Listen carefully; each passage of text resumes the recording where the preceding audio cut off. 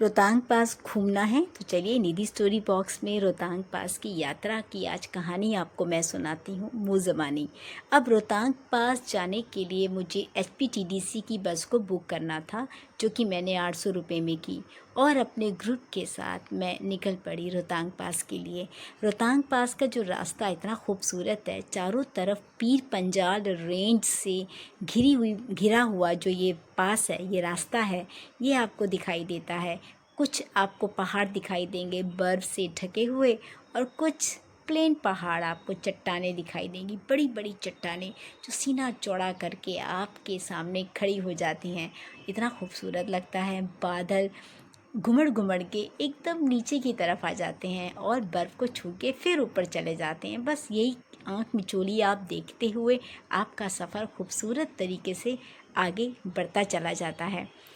फिर हमारी बस हमको एक सेंटर पॉइंट पे उतारती है, जहाँ जो कि फूड पॉइंट है।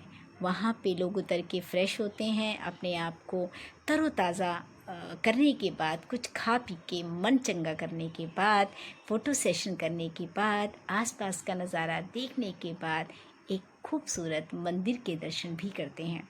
और इतनी वहाँ पे तेज़ हवाएं अचानक से चलने लगती हैं कि सबकी हालत ख़राब होने लगती है। इतना वुलन पहनने के बावजूद भी बहुत ठंडी हवा लगती है। वहाँ पे एक ख़ास बात आपको ध्यान रखनी है, अपने सर को ज़रूर कवर रखें। हवा इतनी ठंडी होती है कि आप अपने आप को संभालना मुश्किल हो जाता है। हालांकि हाथ से भी मोबाइल नीचे गिरने वाली कंडीशन में था, इतनी ठंडी हवा थी। अब इन ठंडी हवाओं में एक जो अनोखी बात मैं आपको यहाँ बताऊँगी, जो नेचर देखिए कितना खूबसूरत होता है। मंदिर में जो झंडे लगे थे, इतनी हवा थी कि झंडों की जो फरफराहट थी वो साफ सुनाई दे रही थी और इतनी तेज़ सुनाई दे रही थी कि उसके आगे गाड़ी के हॉर्न की आवाज़ भी दब गई। बस इसी सब का आनंद लेते हुए हम लोग जल्दी से अपनी बस में बैठ गए और यात्रा को आगे शुरू किया।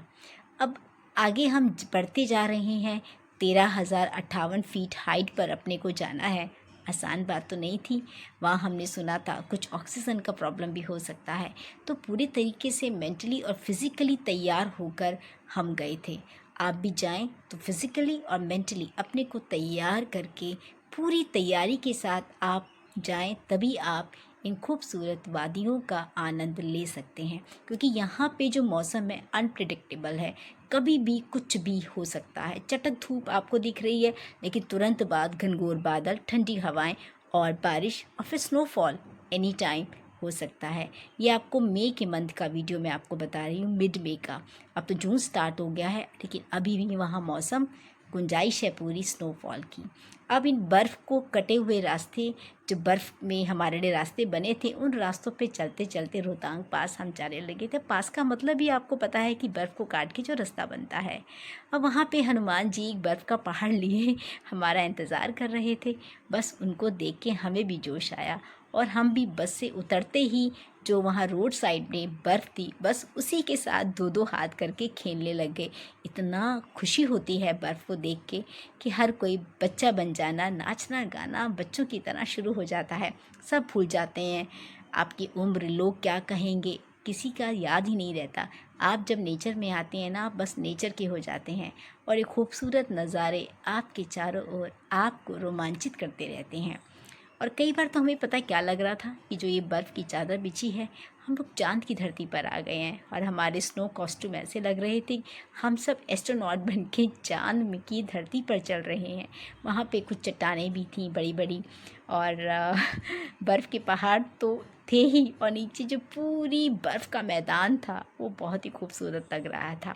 एक और मैं आपको जानकारी देना चाहती हूँ कि अगर आप बर्फ़ में चढ़ने में आपको किसी भी तरह की परेशानी है तो आप परेशान मत होइए, आप आनंद तो भी उठा सकते हैं। उसके बाद दो रास्ते हैं, आप हॉर्स राइड कीजिए, नहीं तो ATV राइड्स चलती हैं। आप मौसम का मिजाज बदल रहा था, उम्मीद बन चुकी थी कि बारिश ज़रूर होगी और स्नोफॉल भी होगा। बस इसी इंतज़ार में यहाँ वहाँ देखते देखते अचानक से स्नोफॉल होने लगा और बस लोग बच्चों की तरह खेलने लगे। बच्चों की तरह स्नो बॉल्स खाने लगे और इतना खूबसूरत दृश्य हो गया, चारों तरफ ताज़ी ताज़ी रुई जैसी बस जी स्नोफॉल का मज़ा लेते हुए सभी टूरिस्ट भूल चुके थे कि उन्हें घर भी जाना है, किसी बात की कोई फिक्र नहीं, और वो स्नोफॉल में पूरे तरीके से स्नो में भीग चुके थे। बस यही है रोहतांग पास का सफ़र, बर्फ़ मिल जाए तो सफ़र और सुहाना हो जाता है, यानी रोहतांग पास आना सफल हो जाता है। तो अभी भी आप दिल्ली में बैठे हैं, स्नोफॉल देखनी है तो झट से ISPT से मनाली की बस ले लीजिए और माल रोड जाकर वहाँ से HPTTC की बस को बुक कर लीजिए। पूरी तरीके से तैयारी के साथ स्नोफॉल का मज़ा लीजिए। देखते रहिए निधि स्टोरी बॉक्स।